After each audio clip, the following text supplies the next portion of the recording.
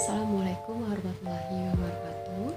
Perkenalkan, nama saya Putri Amartania. Di sini saya sebagai kelompok 3. Baiklah, untuk teman-teman semua kita mulai presentasi kita pada hari ini, yaitu tentang pengaruh pendidikan akidah akhlak terhadap perilaku sopan santun peserta didik kelas 8 MTS Al-Mustaqim.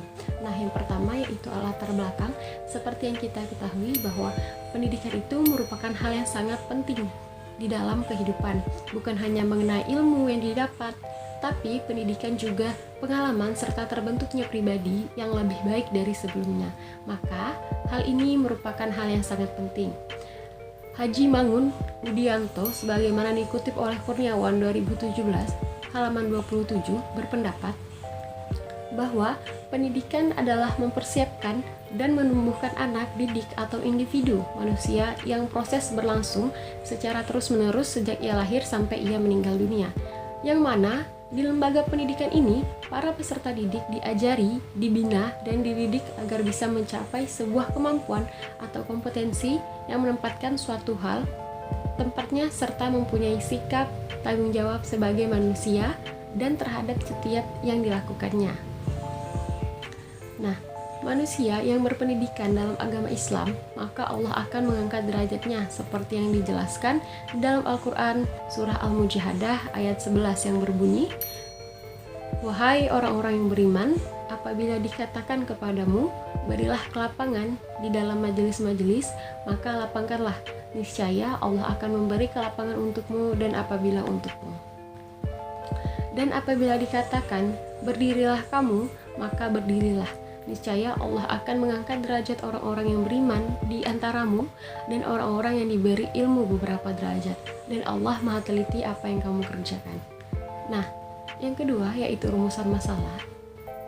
Dari paparan latar belakang yang telah dipaparkan, muncul sebuah rumusan masalah, diantaranya bagaimana pengaruh pendidikan akidah akhlak dalam mengubah perilaku dan tingkah laku sopan santun peserta didik kelas 8 MTS Al-Mustaqim Kuburaya tahun ajaran 2021-2022. Nah, untuk tujuan penelitian di sini yaitu tujuannya untuk mengetahui pengaruh pendidikan akidah akhlak dalam merubah perilaku dan tingkah laku peserta didik kelas 8 MTS Al-Mustaqim Kuburaya tahun ajaran 2021 atau 2022. Nah, selanjutnya manfaat penelitian. Di sini ada beberapa manfaat penelitian. Nah, yang pertama yaitu secara teoritis. Nah, secara teoritis kajian ini dapat dijadikan sebagai upaya untuk mengembangkan dan menambah ilmu pengetahuan serta menambah wawasan mengenai pengaruh pendidikan akidah akhlak terhadap perilaku dan tingkah laku peserta didik. Yang kedua, secara praktik. Hasil kajian ini diharapkan bisa menggunakan sebagai tambahan bahan penelitian, pertimbangan, masukan, atau saran. Nah, manfaat penelitian bagi guru diharapkan mampu memberikan sumbangsih pemikiran bahwa pendidikan akidah akhlak itu dapat mempengaruhi perilaku dan tingkah laku peserta didik dan juga bisa mempermudah guru dalam pembinaan sikap peserta didik.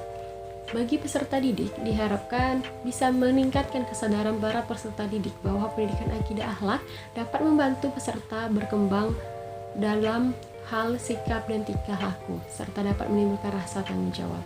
Nah, bagi peneliti ini menjadi ilmu pengetahuan tambahan terkait dengan penggunaan pendidikan akidah akhlak dalam mempengaruhi sikap dan tingkah laku peserta didik yang menjadi modal dasar saat peneliti menjadi seorang guru nanti. Nah, baiklah, sekian presentasi dari saya dan akan dilanjutkan oleh rekan saya yaitu Ikram Maulana. Kepada Ikram Maulana dipersilakan. Bismillahirrahmanirrahim. Assalamualaikum warahmatullahi wabarakatuh.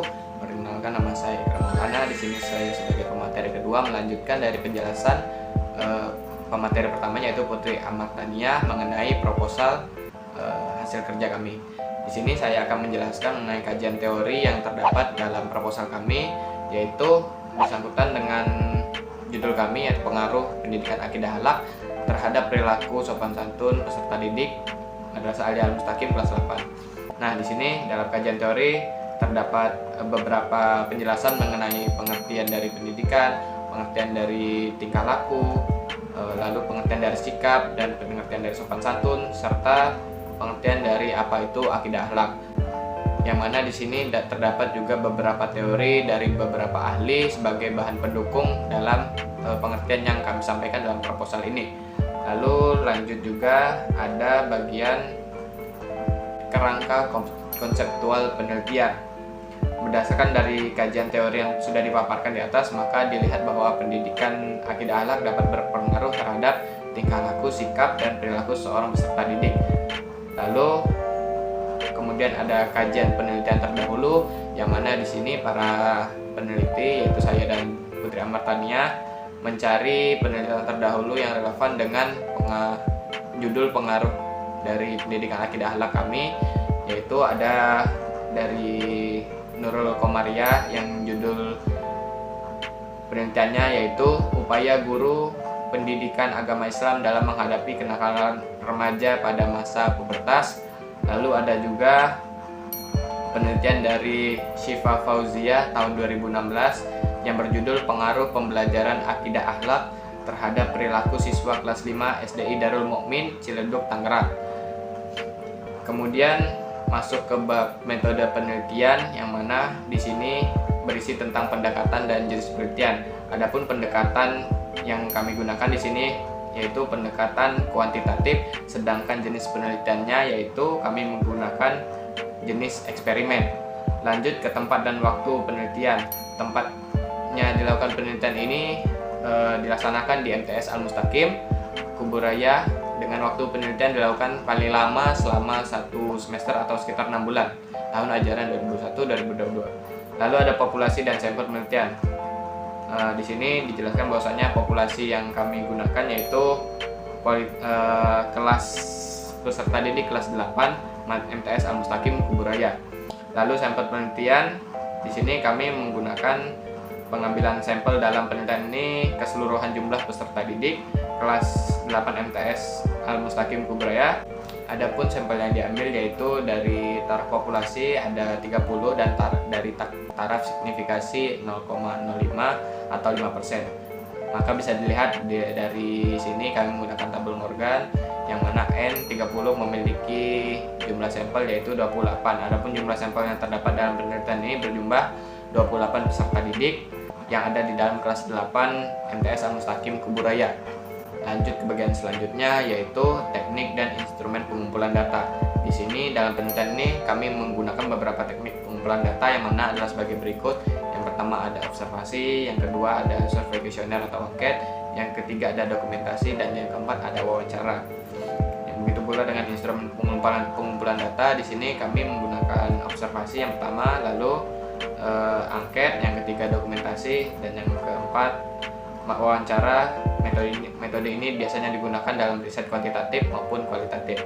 Kemudian lanjut ke bagian terakhir yaitu teknik analisis data, yang mana teknik analisis data ini merupakan kegiatan analisis yang mengolah data-data numerik seperti penggunaan data statistik.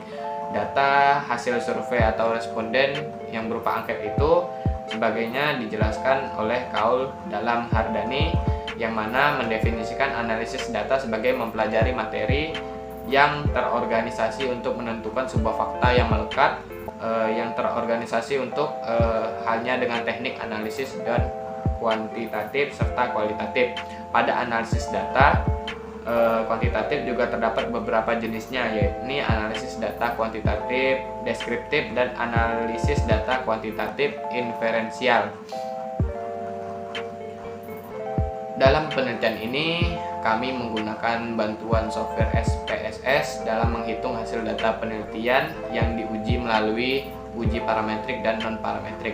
Adapun pengertian dari uji non-parametrik dan parametrik di atas adalah sebagai berikut. Menurut Sunjoyo dan kawan-kawan tahun 2013 adalah sebagai berikut. Yang pertama, statistik uji parametrik merupakan sebagian dari statistika inferensial yang parameter dari populasinya dan mengikuti suatu distribusi seperti distribusi normal dan memiliki variasi yang homogen. Lalu ada juga statistik uji non parametrik merupakan bagian dari statistik inferensial yang parameter dan dari populasinya tidak mengikuti sebuah variasi distribusi tertentu yang memiliki distribusi bebas dari persyaratan dan variasinya tidak perlu homogen. Baik, mungkin hanya itu dari kelompok kami mengenai penjelasan proposal pengaruh pendidikan akidah akhlak terhadap perilaku sopan santun peserta didik kelas 8 Madrasah Sanawiyah Al-Mustaqim Kubraya. Kurang lebihnya kami mohon maaf. Wabillahi taufiq wal hidayah. Wassalamualaikum warahmatullahi wabarakatuh.